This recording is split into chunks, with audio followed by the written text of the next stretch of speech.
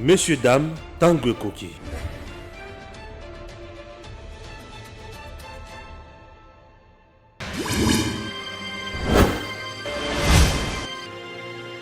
Abonnez-vous sur Eden TV officiel.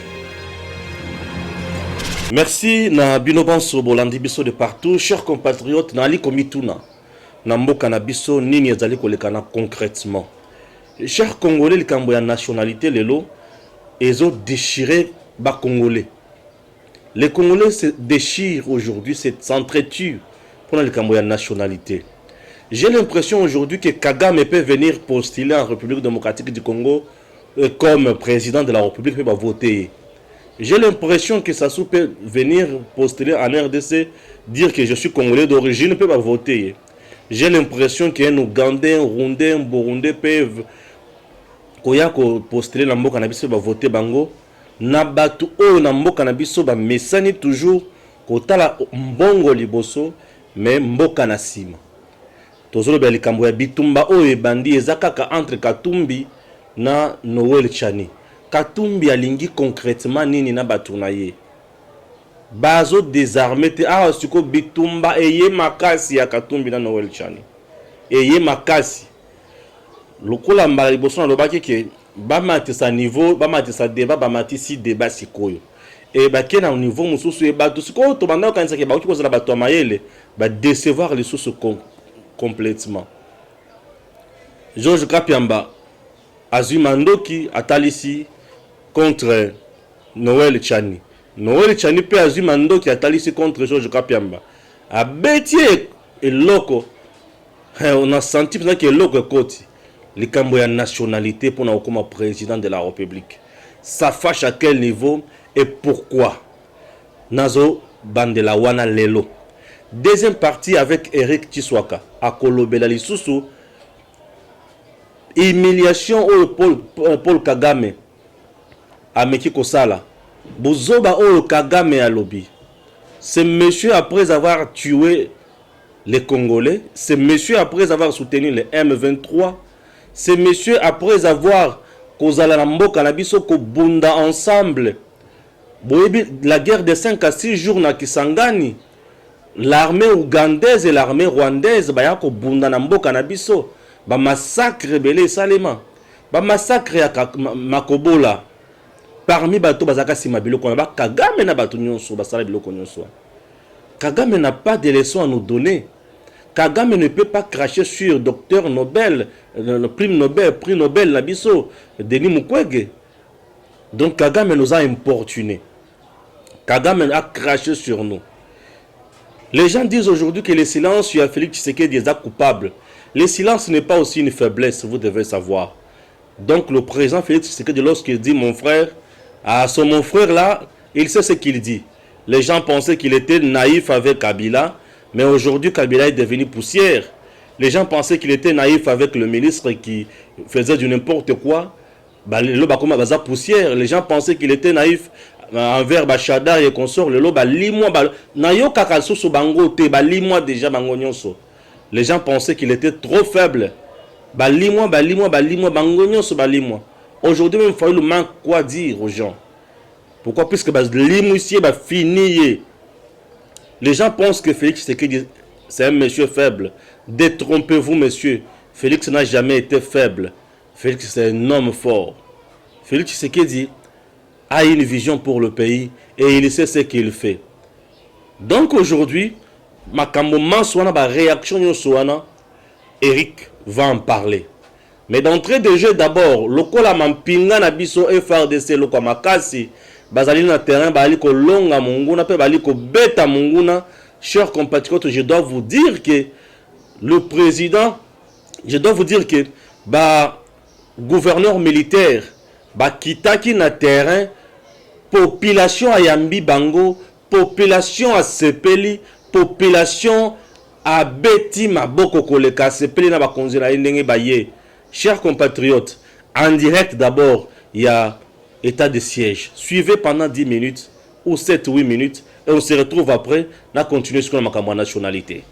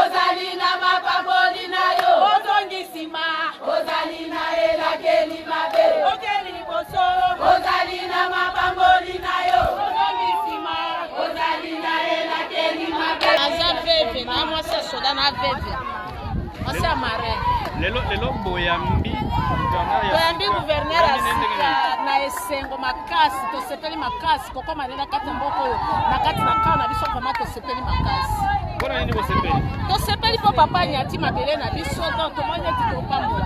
Donc ça veut dire selon yo comme gouverneur aza militaire eza soulagement tosepeli na biso pourquoi aza gouverneur ya militaire te olobi ni mama nasepeli nga komonanga mama Janine nazoregrete toza na kati ya camp bamosusu bazodégage bango abi eza nka te baninga na biso nde tozoloba boye baza libanda bamukinda ya mibale na dollar na biso eza nini ekita wana te oza message nini naza nango napesi population merci po ete tondimi ke général anyati mabele ya apo ala général mbe aza gouverneur tosepeli mingi tosepeli makasi mpona nini na solution ezwama na kati ya mboka Goma donc na kante na Goma mobimba toza na mposa solution na ye lokola ye atelemisa mosala kimi ezala kufu esila makambo esila tozonga na nzela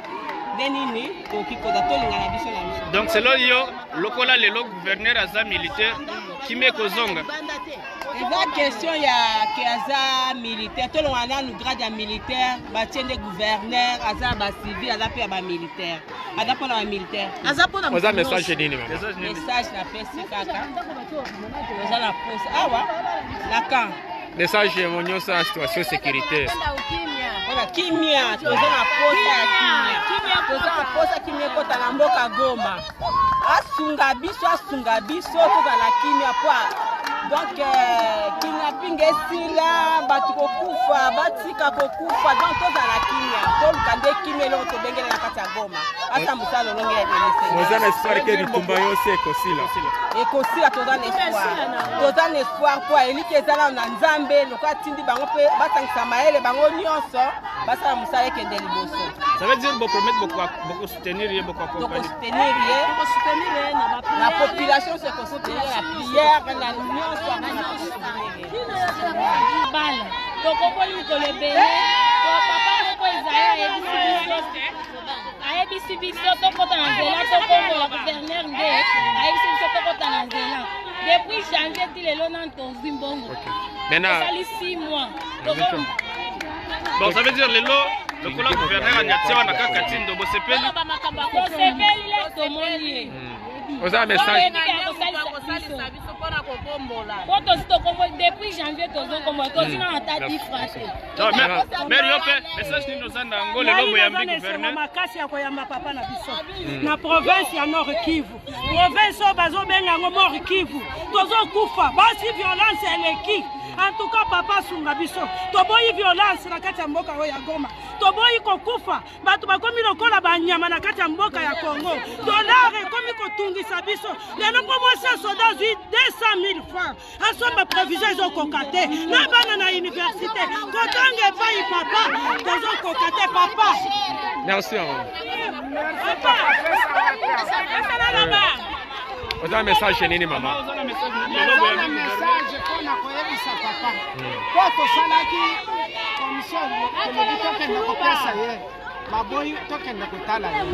Eloko na biso tozali na baveve bazali novi. Tozali na baveve code supprimé.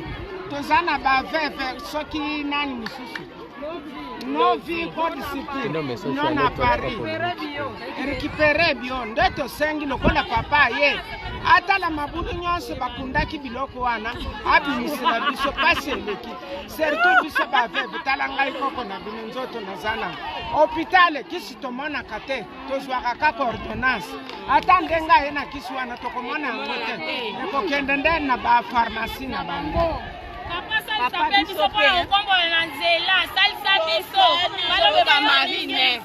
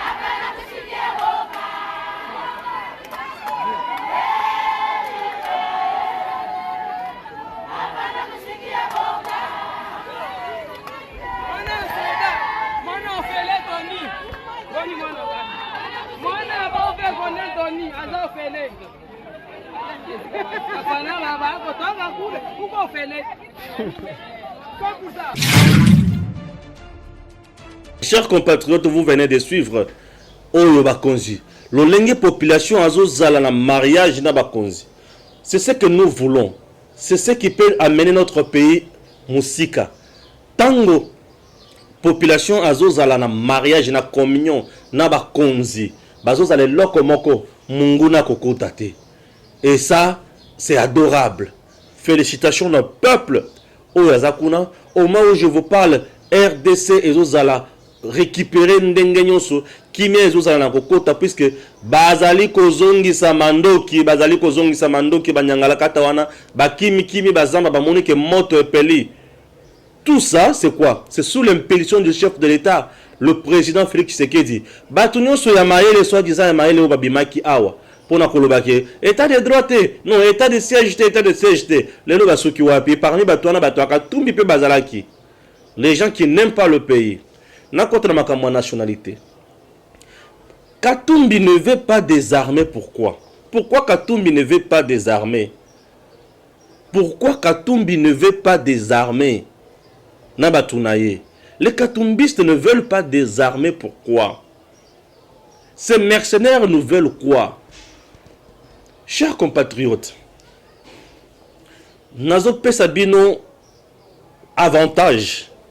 Oh, il y a Noël Chani, le docteur Mwadjanvita, ndingi alobi makambo ya nationalité wana. Ezala la mboka ebele ezalaka infiltré par le pays voisin. Ba mboka wana tango ezalaka infiltré et comment on apprend ya ke ba pays voisin ba konza bango na façon nyonso. Notre pays est potentiellement riche. Nos pays voisins ba kotika biso na kimia ata mokolo moko te. Bakoluka bazalaka toujours sima na bato nyonso pona ko infiltrer biso pe na kosala di n'importe quoi. Et nous ne pouvons pas rester bras croisés. Ce qui totikali bras croisés tozo yeba eloko tozo salate. Tozo yeba eloko tozo salate. Pourquoi? Puisque ce qui totikali kaka bongo, on comprend pas ce que nous faisons. La République démocratique du Congo a besoin des gens, de ses fils dignes pour faire mieux. On ne peut pas rester là bras croisés. Tozota la ba yiniamboka, tozota la batu oyo, ba yepona copier RDC, basa la kawana, basa la n'importe quoi. Non, on ne peut pas rester comme ça. Nous ne pouvons pas rester comme ça. On a eu à être dirigé na mboka oyo, na batu oyo bino boyebi ma nationalité na bango. Le régime ya Kabila, batu nyonso bamona kezaka bazaka na origine douteuse. Conséquence ya bato vraiment batu bayi ke baza ba congolais te. Ta la conséquence. Batu wana baye, tolanda zoyo kolobake depuis ba koma famille Kabila na 1999 97. Depuis comment Kabila en 1997. Bato oyo toyebaka batata mwasi na bango te, bato mande kompusu bazalaka te. Bato oyo soki bana musée mosusu batelemi balobi ke biso pe toza bana musée problème. Non, chez eux ceux qui obimi lobi yo pe za mwana musée eza problème. Donc musée za kaka papa na bango wana. Bango misatu wana. Ceux qui kaka yo lobi na pe na za mwana musée problème. Est-ce que vous comprenez un peu bien? Ceux qui yo obimi lobi za pe mwana musée problème. Eza na bato mosusu ba bota partout. Moi, je ne peux pas kouanga na mwana nanga. Jamais. Oyo la kisi natali o mwana nanga, c'est mon fils. Nakoki kouanga na mwana nanga ta mukete. Mais bango balinga ka batu so ba bima bala muzete, bango kaka ni bana musée. Tout ça pourquoi? Ceux qui ya solo na mitu na kabazaka bana ya musée, bazalaka penza ya solo bato ya bana ya musée. Musée aujourd'hui bande kunaye village ya musée batikala kotonga ta boutique te na village ya musée. Ça c'est une question, une préoccupation dans Zaranango. Natikala comment ata village mon côté ya musée oyo batongi. Hein? Baki na village na bango, baki kotala papa na bango, baki kotala natikala comment na yangote. Baki kotala la noko na bango, natikala comment na yangote. Yo mona déjà village ya musée balakisa na télévision. Yo mona déjà village ya musée batongi yango. Yo mona wapi makambo nyonso wana. Tout le monde oyo abima ki aza mwana ya musée avant dans la RDCT. Akenda toujours exil. Pourquoi? Parce que elle ne voulait pas mon amutumsu ce qui a zamona ya musée pour baebi cop na bango. Pendant 18 ans bango ba vandi na pouvoir na RDC. Na lobaka makambo chaque jour bandeko. Au mona conséquence ya bato bazoza la batu ya mboka na binote. Hein? Au mona bato pesa bazoza la batu ya mboka na binote mais bazo diriger bino. Bakozala na mawana bino ata mokolo moko te.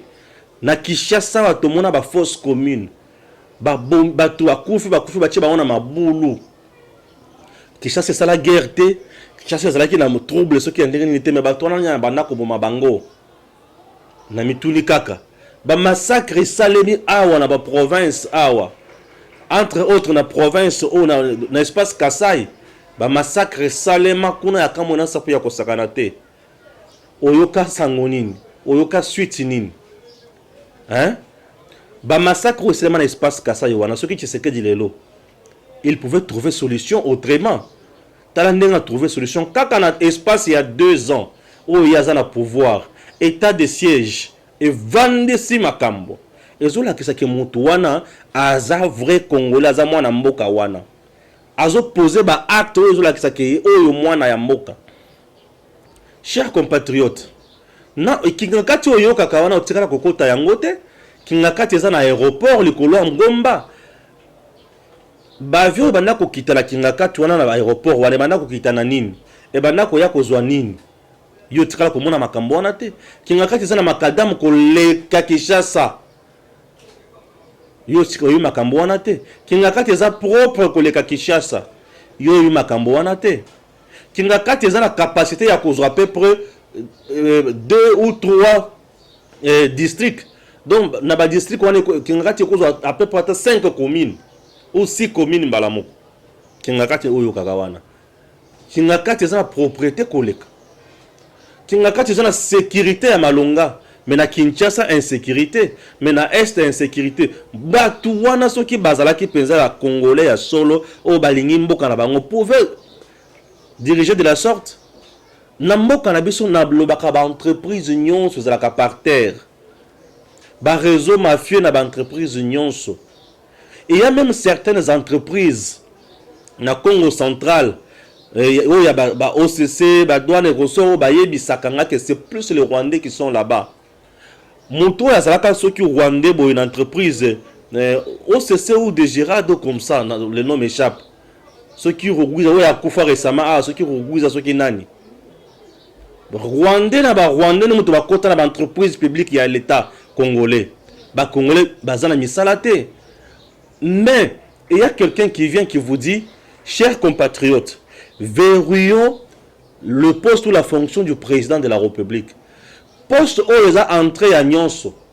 Ceux qui vous allez infiltrer à la tête du pays. Je vous assure que Mboka wana ko kende liboso te. Pour que notre pays est vendu na niveau nyonso na point nyonso.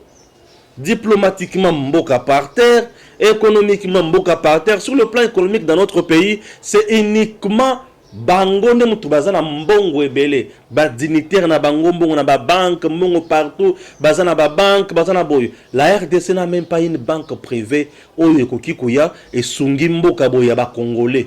RDC banque ya ba congolais ya malonga ya RDC na mona kangote. Ezaka banque ya ba étranger et les étrangers lorsque bazo détenir capital na bino na maboko boyo bino boko sala nazo pesa onda kisa mususu bozo mona Gombe RDC le comment ko vivre Gombe boyo kaka Gombe commune ya Gombe siège à l'institution na biso ebele. Je dois vous avouer que bandako ya minene na Gombe na biso et comment ya bendien ya ba chinois na ba libanais. Vous comprendre bandako ya minene na Gombe na biso awa et comment ya bendien ba chinois na ba libanais bangonde mutu ba koma ko côté ça ba locataire wana banani ba congolais. Il y a des services, il y a des bureaux, et il y a des maisons, des boutiques d'habillement, il y a des bureaux et belé, biloko et belé, tout lelo na mboka na biso. Ba komi ko foute la epa ya bendien na ba chinois. Na mboka bango baya. Mais lokola bango baya bazala ke soutenu par batu ya Kabila na batu na nyonso.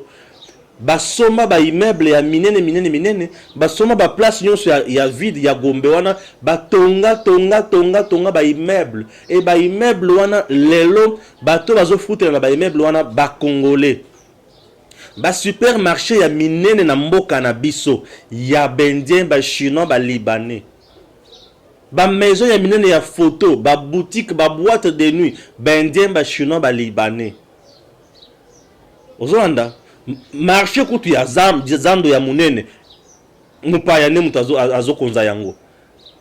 Tout ça avec les concours ya infiltré ba dirigeants infiltrés ba dirigeants mercenaires ou ba dirigeants mboka na biso ba préférer ba congolais bazala les locotés ba tumususu ba simba bango. Aujourd'hui, ceux qui bendien balobi, ba congolais nyonso, ba service nyonso, ba bureau nyonso za na banda kona biso na Gombe. Bobima. Okoyoka mitelengano na Gombe. Je t'assure que okoyoka mitelengano na Gombe yako sakana te. Je ne blague pas, je dis des choses vraies. Ba congolais belé ba tchaba na distraction. Ezaka alléluia, amen, alléluia, amen. Nzambe akosala. C'est bien Nzambe akosala zaka kinwa. Nzambe ngo akosala zaka kinwa. Hein? On a endormi le peuple. Na régime ya Kabila na batu na ye. Tout ça puisque baza batu wana baye pona kosunga bino te. Baye ki pona kosunga peuple congolais te, mais baye ki pour s'enrichir. Et aujourd'hui, je vous avoue qu'ils sont riches, extrêmement riches. Et les Congolais sont extrêmement pauvres, misérables. L'unique personne qui veut donner aujourd'hui les sourires aux Congolais, c'est Félix Tshisekedi. Je dis que c'est Félix Tshisekedi. Aujourd'hui, nous avons des Chinois, des Indiens, des Libanais, des bêtes, des Congolais, des magasins, des bêtes, des bossotés. Babana ko beta lokola banyangala katra ba magasin chinois okuti alati kashine congolais azana kashine te azosala musala magasin na ye otuni me pona nini yalati kashine yes ngeli asomba epa na yo muto ko faut se protéger ye. Est-ce que vous comprenez? Okuti na ba supermarché ya minene na Kinshasa ba responsable baza bendien ba libanais ba chinois na caisse okuta congolais to congolaise na sima ya congolais to congolaise chinois moko atelemi to indien moko atelemi zotala ye. Donc on a contrôlé amoni mo yibi amoni escroc oyo to ko tikele likonda ta ko yiba azo contrôler tala ne ba komisa biso ba sous-hommes et pas régime Kabila. Ils nous ont transformés en sous-hommes. A transformé biso ba sous-hommes, soit disant que j'ai voulu changer l'homme congolais comme un paysan mouta zaïrois comme un congolais. Après avoir comme ça biso ba sous-homme, ndalinga transformer to comme so banani. Alinga ko azo biso ba pygmée, to ba semi bantu. Ce sont des choses ba conséquences au réseau sala que tango bozo zala la président ou azali mwana ya mboka te, boko koma na niveau oyo. Chinois zo longwa epai na ye aye. Contrat chinois ba contrat léoné muto signa ngwana Kabila. na batunaye chinois lungwe pa na ye makolo azo ya beta makolo bazo na ba conteneur piaka on dirait nini aye na Congo azui kaka zelo ya Congo zelo na bi ya Congo abandi ko tekela ngo ba congolais zelo ya Congo azo tekela ngo ba congolais à côté de ma carrière beloko ebele abandi ko buka mabanga asali ba gravier mike asali ba moelo abandi ko tekela ngo ba congolais azaka na l'église alléluia Zambe ou juste nous voulons quoi tout ça bateau ba commissi congolais na niveau wana bazali bateau ba faire croire congolais que toi tu ne peux pas bien travailler, toi tu dois aller vivre ailleurs. Au moment où un chinois et les autres bazo semble la Bouddha aya po apesa Bouddha apesa chance aya na Congo aya ko investir aya ko gagner mbongo Congolais bazo semble na kende poto on dirait na poto ba lokota bino bozana na poto c'est bolokota yango bosalaka je connais quelqu'un qui est au Canada. Il vous dit Stéphane, je travaille comme un monstre. Au bien un jour tel. Ici, je sors et ma femme sort.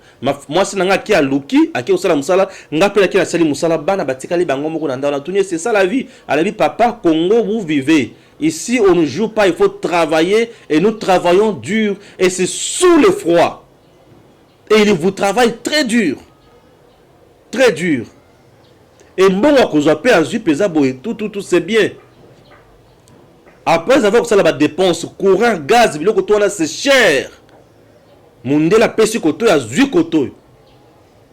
Mais, banyangala kato, ba chino bendie, tout, baye, ba pesi bango, na merci, ba pesa na, y a simple boye, et pas à Kabila na batonaye. Puisque lui voulait s'enrichir, bango peut baye s'enrichir, et ils nous ont pillé. Mais maintenant, il y a un fils digne qui s'élève, qui dit trop c'est trop, ces gens pour te mettre faire la bouzo bagnon sur oyo. Je dois commencer par proposer une loi. Tchani vous propose une loi. Albi et Sengeli Moutoua c'est la Congolais de père et de mère pour diriger Mboko comme président de la République. Batobazo Betlem à beau côté. Batobazo Finga, Batobazo tirer sur lui. On veut les tuer. Pourquoi vouloir tuer Tchani? Pourquoi vouloir tuer Tchani? Aujourd'hui, le président Félix Tshisekedi, il vous dit que le contrat nous sommes signé pour la minérale, nous sommes na clarté. Les Congolais vont souffrir. Monsieur le président, à part na mboka na bango, ezala awa batongi na tembe. Batongi na tembe, mais Congolais atongaka te, Congolais avandaka na mai da mbula oyo, na ndako oyo soki ka mbula ebandi ko beta, mbula oyo za ndenge sima boy, mbetu na ngai poli. Ombula ya koto nenge yena ndenga koto na sambwe Congolais za bongo. Donc Congolais na Kinshasa na capitale awa adindaka. Na capitale bon sous d'autres aussi badindaka na ba capitale mais kodinda ya bino na ya Congolais et que c'est bino bodindaka na ba mai penza ya mai. Otali penza mai obangi mais ya Kinshasa ezaka moi mai moko na balabala tondika muke et combien na atana moi genou. Yeba ke na ndako aussi etondi. Et pe mai ngozo kota na ndako mai ya toilette. Maya dal, ya nye. Regardez la vie au batikeli Congolais. Congolais qui na vie à papa batuba machette te. Congolais yeba ki makambo wana te. C'est une culture qu'on nous a ramené ici. Bapaya. Moto aza Congolais ta kotira osala makambo wana te. Président Félix vous dit que non, on doit revoir ba contrat oyo. Mwana mboka. Makila egangi na kati na ya lobité bande ko nanga bali ko souffrir. Et c'est ngeli ba makambo so zonga na nzela. Nde makambo bato ba oyeba te. Nde makambo oyo bato bazoyeba te. Ça me fait très mal ya ko mona bapa ya bazo pour ko konza biso. Bato bazolobela kato me congolais na danini. Pour le bazolobela pour bon loi ya Tchani ezo viser ka katombile congolais na nini. Moto papa na ya juif. Akina ta na Israël kuna ko postuler. Kuna bakoyoka bien kolobake eza mabele ya papa na ngai. Chers compatriotes, ba matriarcat bazaka moke na mboka na biso. Ba matriarcat bazaka moke na mboka na biso. Et ba matriarcat bazaka na ndenge nini? Ce qui par exemple, je dois vous dire ceci par exemple un Kassaïen à Bali Mwasi. Il y a nini? Il y a Bandundu, espace Bandundu. malgré pas na monkona matriarcat izali, c'est la tribu ya mobali wana mutu reprimé. Mobali ya bandundu abali mwasi ya Kasayene. Je vous dis que bana wana bakomaka 50-50 ya kosabana te, matriarcat dominaka lisusu mingi te. Je dois vous assurer. Maintenant on doit savoir na katanga bisika oyo ye abota balobi ke mama na yaza katangeze. Mama na ye katangeze wana zaki na régime nini? Bazalaki ba matriarcat to ba patriarcat. Eloko aliboso. Papa wana za israélite. C'est bien. Mwana za mwana ya kuna to ya kotoyo. Dites-moi, aza ya kuna to aza ya kotoyo. Disons des vérités. Et ces vérités ne doivent pas nous blesser. Ce sont des vérités. Et les avocats, bato ba défendre Katumbi na makambo ebelo Katumbi apesa kambongo. Azolo banini maître Georges Kapia dessus quand il dit cette proposition risque encore de nous fragiliser, de créer des troubles dans le cannabis. Vous voulez nous dire que Kagame, ceux qui ont une RDC, ceux qui sont populaires, Tokolobate qui ont Kagame à cause de la présidence dans le cannabis, pour être populaire, allez, Kaka président. Pour ceux qui ont fragiliser bis. Est-ce que nous avons besoin d'individus populaires ou nous avons besoin de bateaux et singili base là-bas? Bateau Yamalonga, la cannabis, base à la sushi à Congo.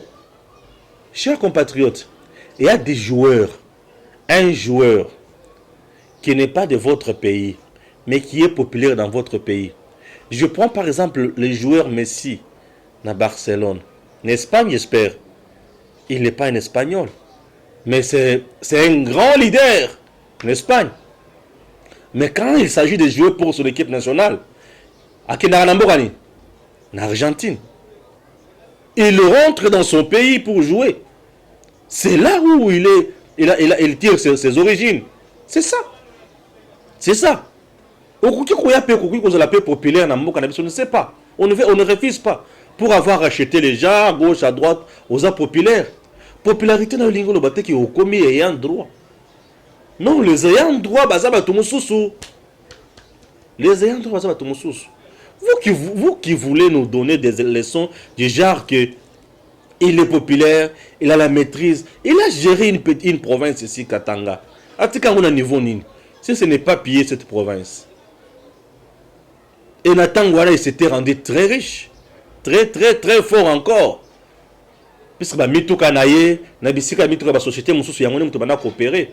Mais le qu'on attend aux autres, Bimatan, aux autres, il y a contrôlé Yango. Mais le gouverneur.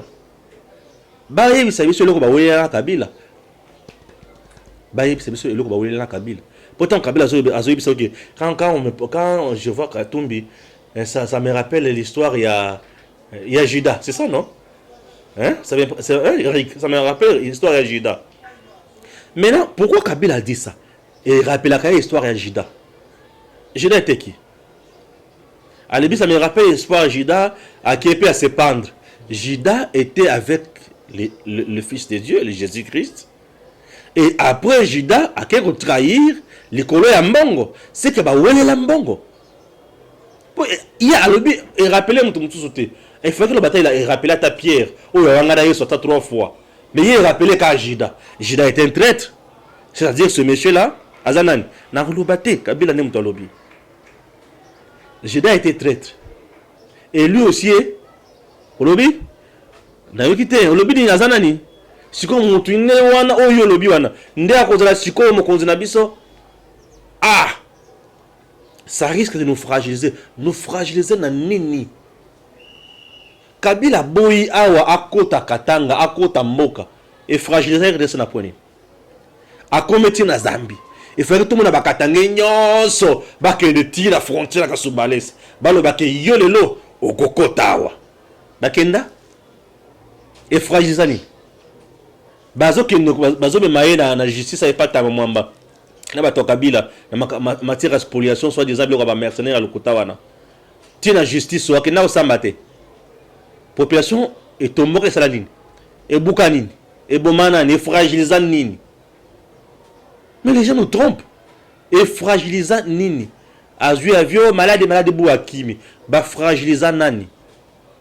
Vous avez compris? Non. Non.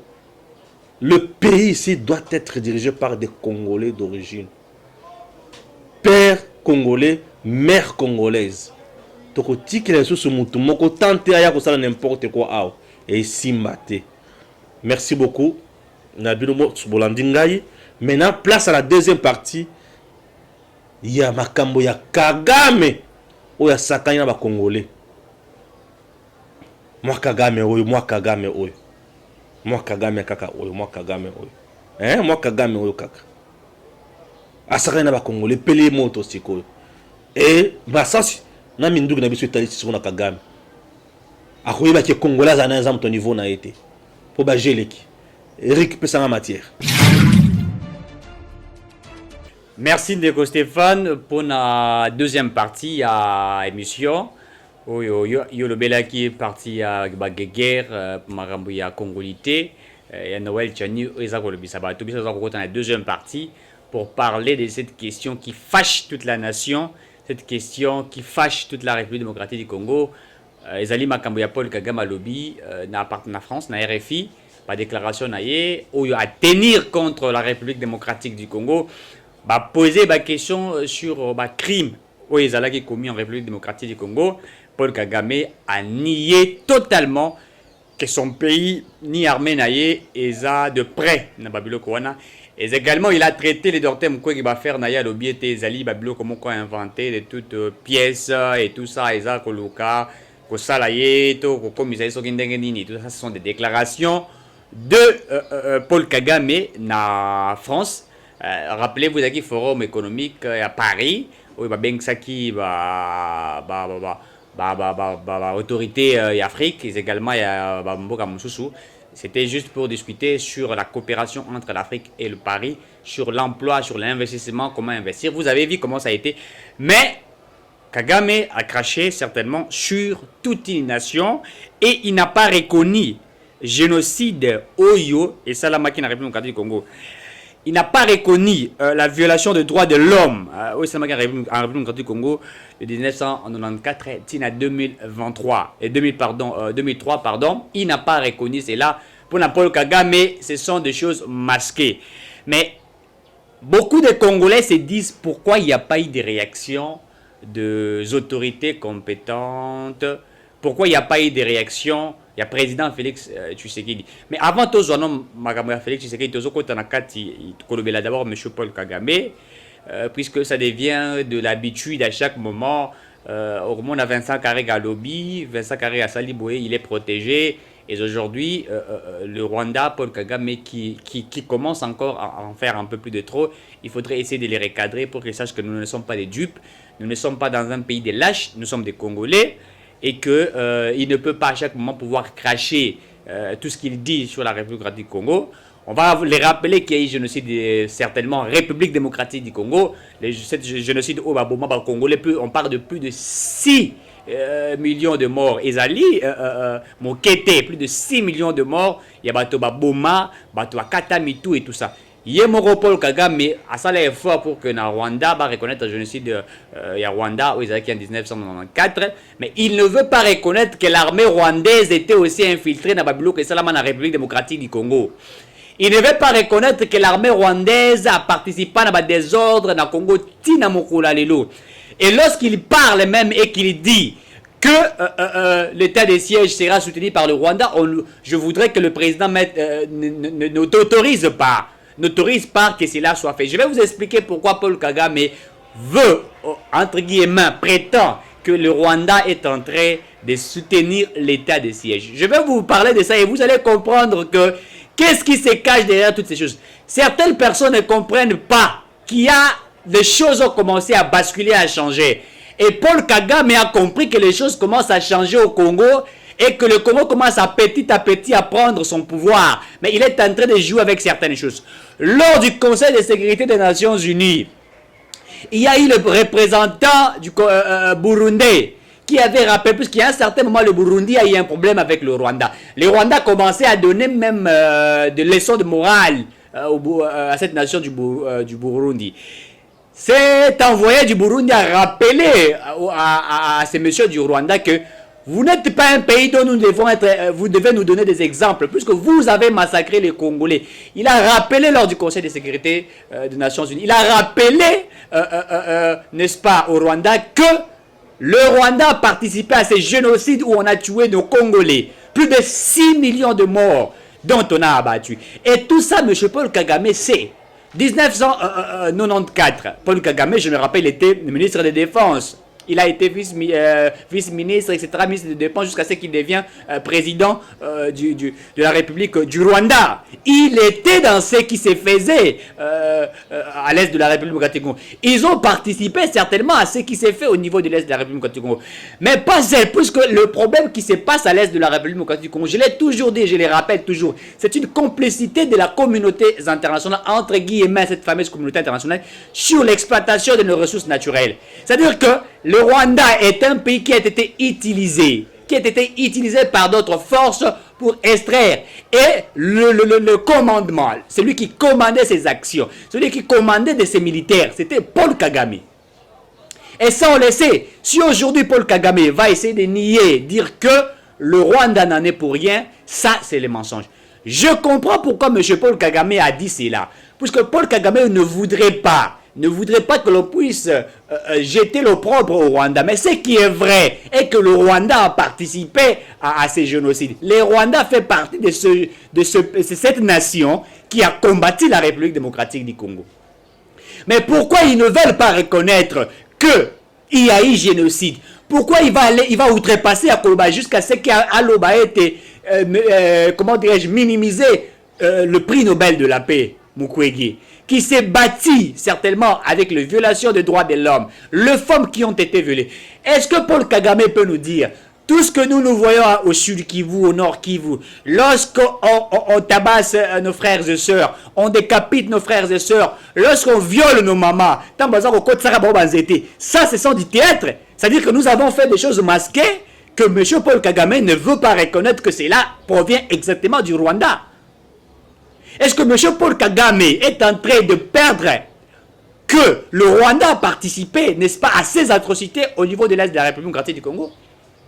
Le Rwanda fait partie des États qui ont combattu la République démocratique du Congo. Un État qui a été soutenu par certains États pour combattre la République démocratique du Congo. Et ça, on le sait. Ça, on sait que le Rwanda était parmi ces nations-là.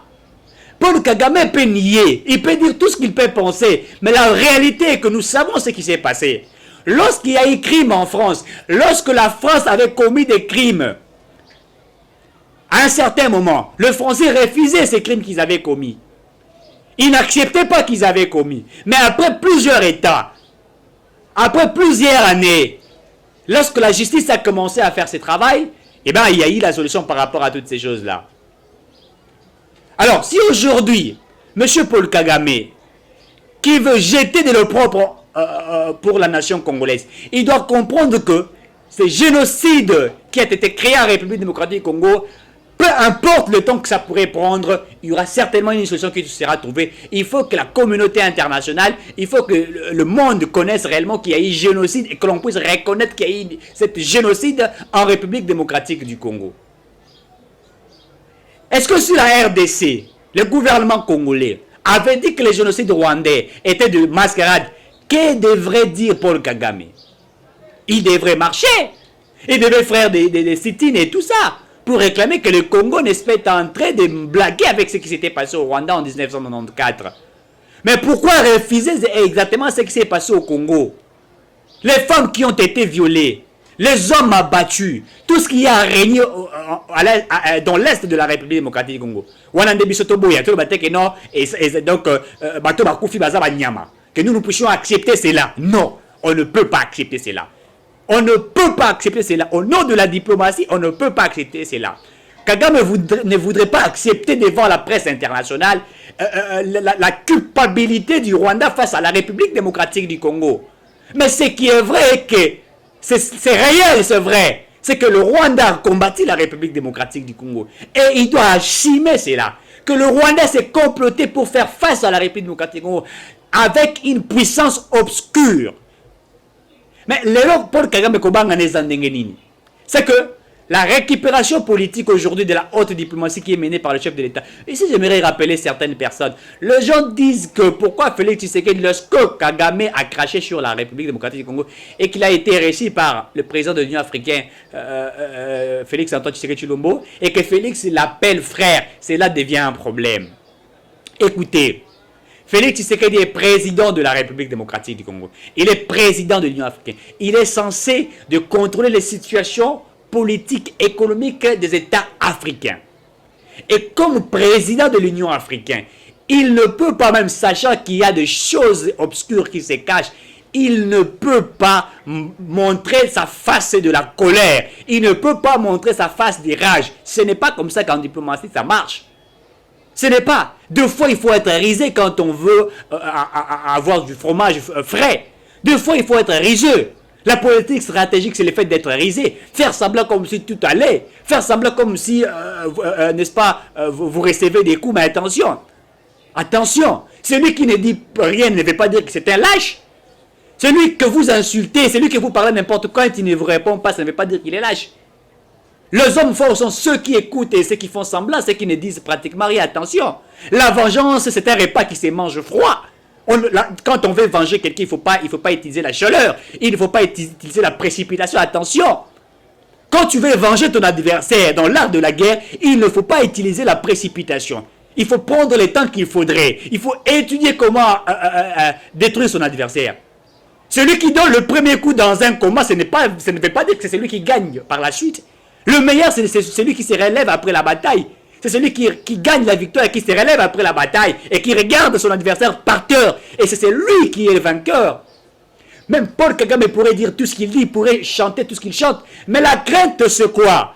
Kagame sait aujourd'hui que la République démocratique du Congo qui était par terre commence à se tenir debout petit à petit. Et qu'il y a eu maintenant une volonté de certains pays par rapport à la diplomatie faite, une diplomatie stratégique du président de la République, de récupérer certaines nations, de négocier de telle sorte qu'il y a eu des partenariats gagnant-gagnant, c'est-à-dire des contrats win-win. Kagame sait cela. Il sait qu'aujourd'hui, si la RDC se tient debout, c'est-à-dire qu'ils n'auront pas encore la force qu'ils avaient auparavant. Puisque ce qui manquait à la République démocratique du Congo, c'était un leadership responsable, je le dis bien. Un leadership responsable au sommet de l'État. Tout ce que je comme Kabila qui est dans conférence de Beléboué, qui est dans réunion, forum et tout ça, qui lui parle. Kabila n'a pas fait cela. Kabila, c'est quelqu'un qui ne connaissait pas les ABC de la gestion. Kabila, c'est quelqu'un qui ne savait même pas parler.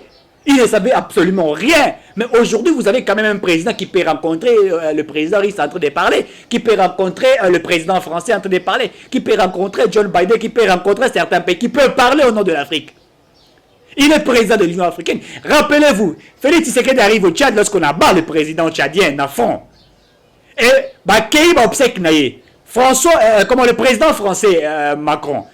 Macron se tient pour dire ceci, qu'il faudrait une transition militaire, afin que l'on trouve des solutions aux problèmes qui se passent dans Tchad.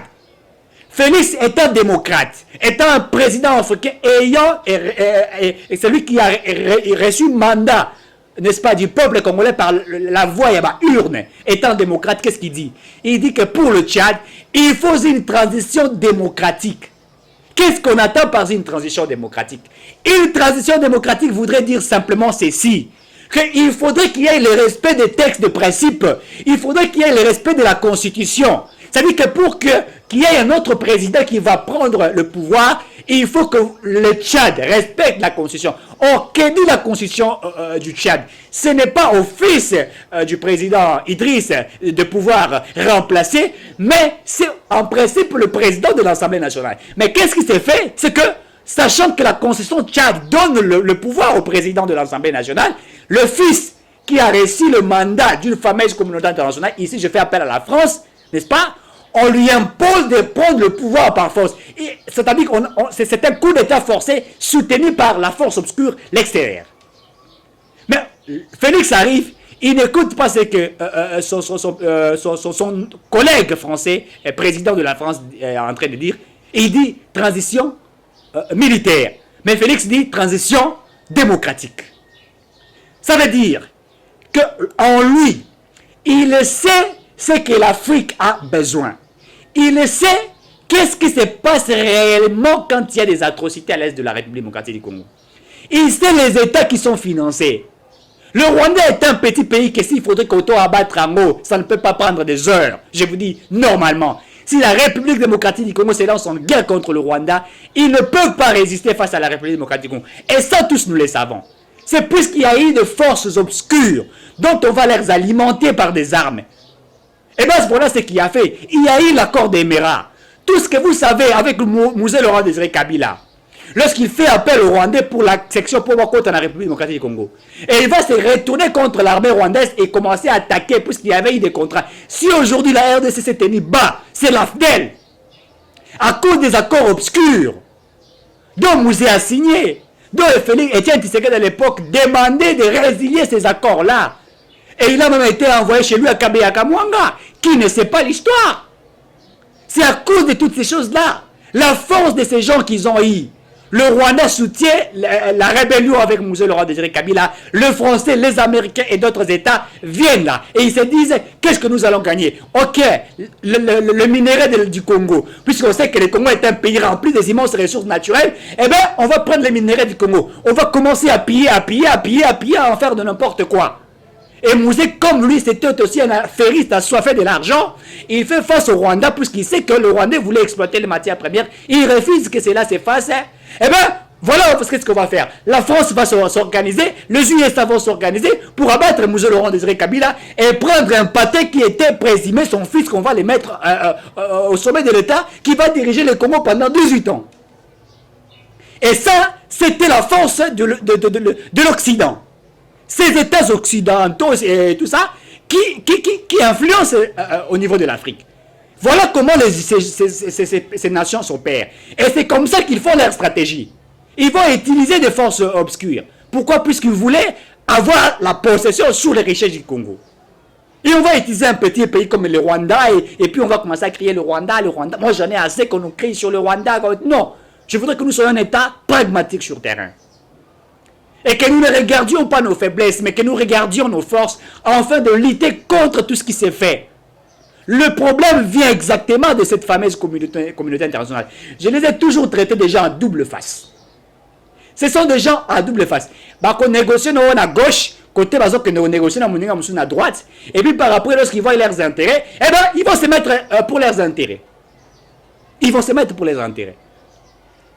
Le génocide qui a régné au Congo, c'est le Rwanda qui a participé certainement à cela, puisqu'il a eu le soutien. Cet État s'est comploté avec certaines forces obscures pour massacrer nos frères congolais, pour tuer nos frères congolais, pour abattre nos frères congolais. Et lorsque Kagame n'accepte pas cela, je comprends pourquoi il ne veut pas. Kagame ne pourrait pas accepter devant la presse internationale comme ça. Il ne voudrait pas mettre son pays en difficulté. C'est ce qu'il fait. Mais c'est que nous savons que le Rwanda a participé à ce qui s'est fait. Le Rwanda a participé. Mais les gens disent pourquoi Félix Tshisekedi ne répond pas. Pourquoi il ne parle pas? Félix Tshisekedi pour le moment ne peut pas répondre brutalement par rapport à cela. Ça mettrait des États en guerre. Ça mettrait des États en difficulté, s'il vous plaît.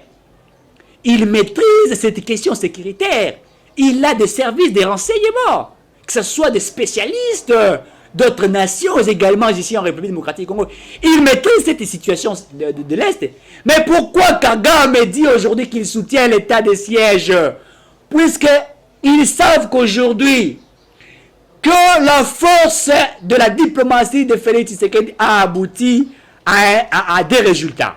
C'est-à-dire mettre fin à ces atrocités, abattre les groupes armés, dont la France aujourd'hui a donné ses avals, dont les USA, ils ont compris puisqu'on a essayé de négocier. Je vous rappelle ici, chers téléspectateurs, que Fachi a commencé à refaire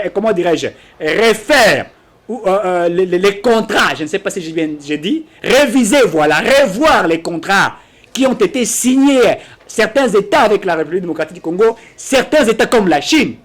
Toshina Kabila a signé ça biso ba contrat na ba chinois ba chinois ba yono 5 chantiers ba tongeli biso banzela kute bukana boulevard Mumbezela ka soki ndenge ni bukana ba zui ba matière ba piller bango ba komi ba leader na Congo baza ba entreprise ya mafuta ba entreprise ya ba caleçon baza ils ont fait tout, ils ont tout pris. Congolais a koma ka muté ba détail. En gros c'est les chinois na ba indiens ba koma en détail, même en gros, ce sont eux qui gèrent cela. Et le petit peuple. L'économie du Congo est gérée par des étrangers.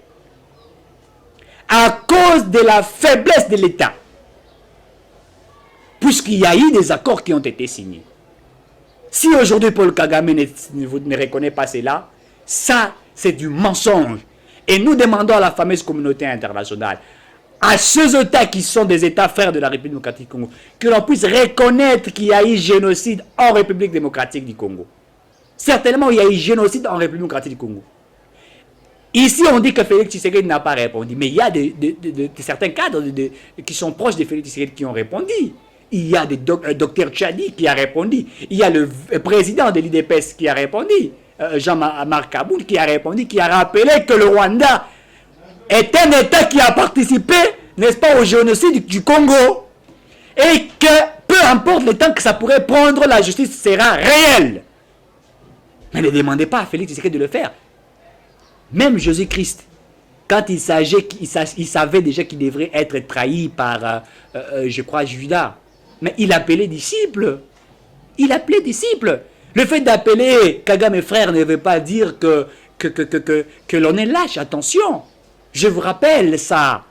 C'est que nous avons eu à prendre le corbeau et les renards. Attention. La ruse politique ne signifie pas la faiblesse. On sait ce que l'on fait et on y va. Pourquoi? Puisque Bisoto Zanapo, ça a été tout éradiqué totalement. Groupe armé Est infiltré par le Rwanda, le Burundi et certaines nations en complicité avec la communauté internationale. Voilà, mesdames, mesdemoiselles et messieurs, nous sommes arrivés à la fin de cela. On a tellement beaucoup à dire, mais nous reviendrons encore pour vous dire, pour vous montrer que ce qui a été fait par le Rwanda, il faut qu'on mette fin par rapport à cela. Et nous allons faire, déjà, je vous dis que nous sommes en train de nous préparer pour faire pour un sit-in devant l'ambassade des affaires étrangères, avec certains mouvements citoyens, etc., pour dire ce que M. Paul Kagame a dit, que nous ne sommes pas totalement d'accord à cela, et que l'État doit être responsable, et qu'il doit avoir une réponse fiable, valable pour cet État. Merci de nous avoir suivis. D'ici là, portez-vous bien, et à la prochaine.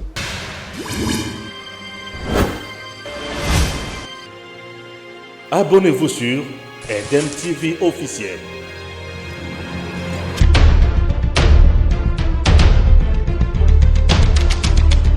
Tango Koki avec Stéphane Balamoke.